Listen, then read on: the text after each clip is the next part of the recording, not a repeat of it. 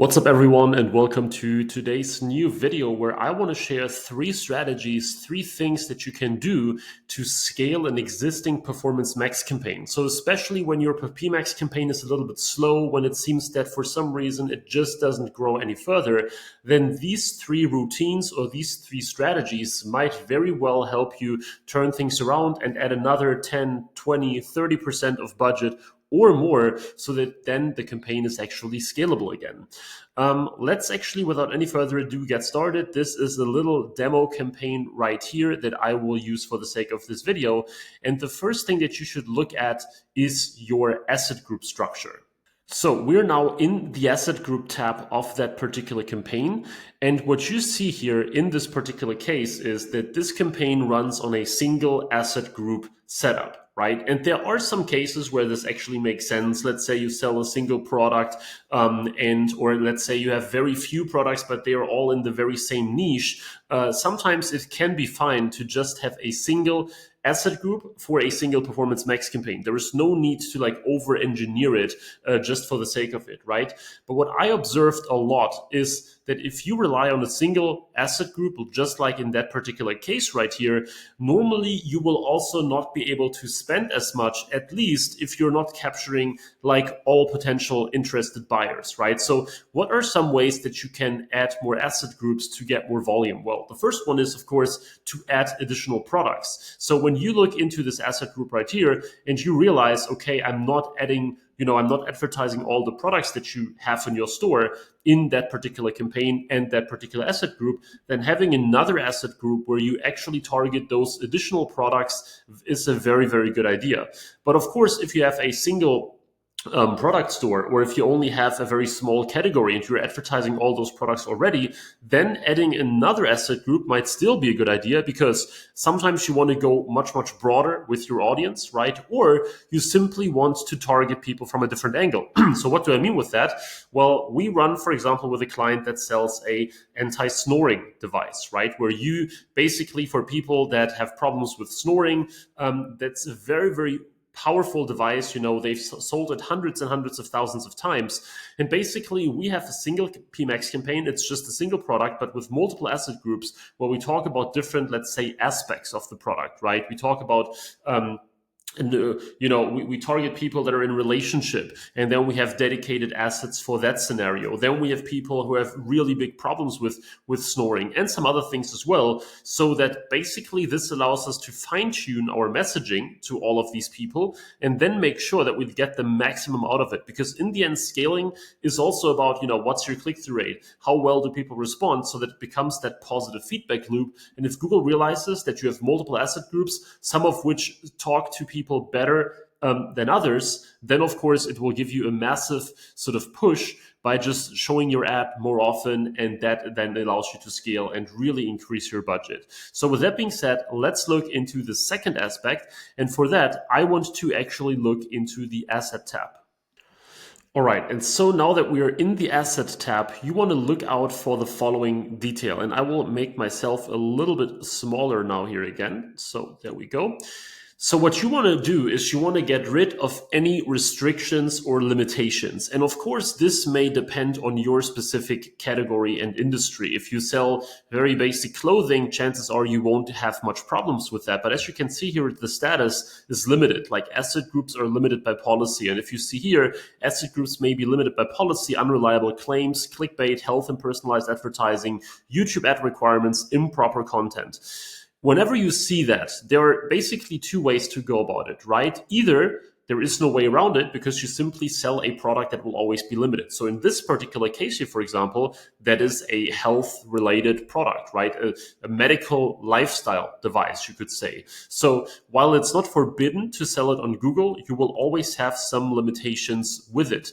And however, you can still do it in a better and a worse way, right? So if you have a very, let's say, aggressive image that you're using, or if you make very aggressive health claims in your ad copy where you say, we heal your XYZ in 7 days or less, or, have strong pain, we will get rid of it, guaranteed, or something along those lines. You get the idea. That's a more aggressive way to frame it. Whereas you can definitely make certain health claims, and especially if you are, for example, FDA approved, right, or FDA cleared, or if you have studies to back it up, or if you had 10,000 customers with positive reviews, all those things, you can mention those. But keep in mind that even if your product does the trick and is proven to help, like for example the snoring product that I mentioned before, we have more than 600,000 customers who purchased the product, amazing reviews, etc. But still, of course, you are not allowed to exaggerate the health claims and say something like, we 100% cure snoring or something like that, right? You still have to be a little bit careful. Then, however, policy issues could also be in place due to other reasons, right? Maybe you have an image with a text overlay or with too much overlay, or maybe you have a limitation because the let's say dimensions of the image are not that great, like the quality isn't that good. So go here to the asset tab and look whether you get a status that in some shape or form limits the delivery of your ads. So first of all, look out for this yellow bar here at the top. Then look at the status reasons for all your different assets right there. So whenever you see something that's limited, what that means is it is showing, but if it's not limited, you get a lot more visibility, right? And you will see this firsthand here at the top with the status, all asset groups are limited by policy. At the same time, what is important, there are two more potentially limiting factors. Those are pretty straightforward, but I want to mention them here nonetheless. One of them is the budget. So this particular campaign doesn't have a budget issue, right? We have €1,000 per day, $1,100 per day budget, which is not fully being spent, so that's fine. But sometimes it's very obvious, I know, but sometimes people have a budget cap, or you may not have the ideal target. So if your target is too unrealistic, let's say you have a 400% target, but you are just, you fall way short, and the target that you set was way too high.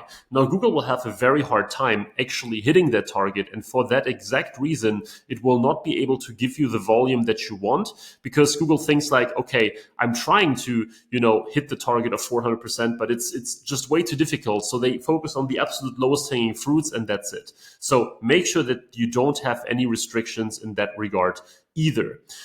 Now, the last point that is important is asset replacement, right? So if you sort by performance, what you can do right here, and by the way, guys, check your columns tab over here and see whether you get some conversion data in. It depends on the account. Sometimes you won't see it. And as you can sometimes see, the numbers look a little bit odd. That's, of course, because assets are being combined, right? Oftentimes you have an image asset with a logo, with a text. So in my opinion, this conversion information is not super insightful yet for that exact reason, but it definitely helps. And what you should do in order to, again, scale and maximize performance is look at the performance report right there, and then sort by performance. And you will see in our case here, for example, you have a ton of best assets, you have a few good assets, and you have a few low assets. What you should do on a regular basis is, at the minimum, replace the low assets for alternatives. And if you like, you can also do the same for the good assets, right?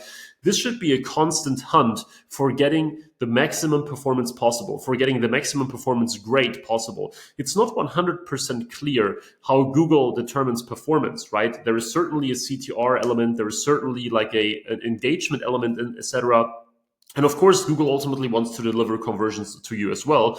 But from my experience, if you try at least to keep performance at best and good, or basically replace the underperformers as often as possible, you should typically see a correlation with better conversion and ROAS performance. So in my opinion, it's a no-brainer to do that. I know that sometimes it's not that easy, and you won't be able to always come up with completely novel, new things. Just, that's normal, but make sure that your headlines are diverse, that your images are diverse. You use different angles, you use ambient shots with people using the product, and so on and so forth. Some images might have some little text overlays, others should be product only. And if you have such a mix, then Google has the easiest and the best time to actually test all of them through. And this will then ultimately definitely give you the best possible performance. So make sure that whenever possible, you are replacing those highly underperforming assets, and you will see your performance really, really go up.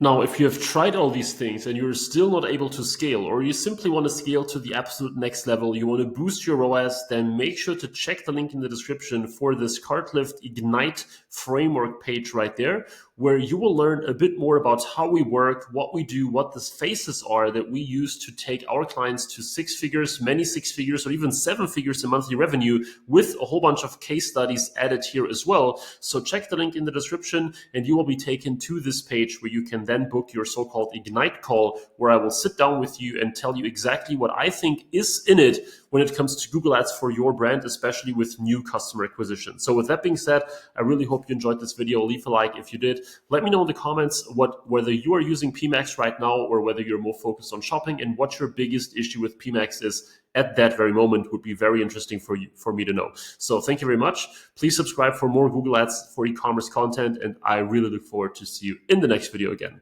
Thanks, and bye-bye.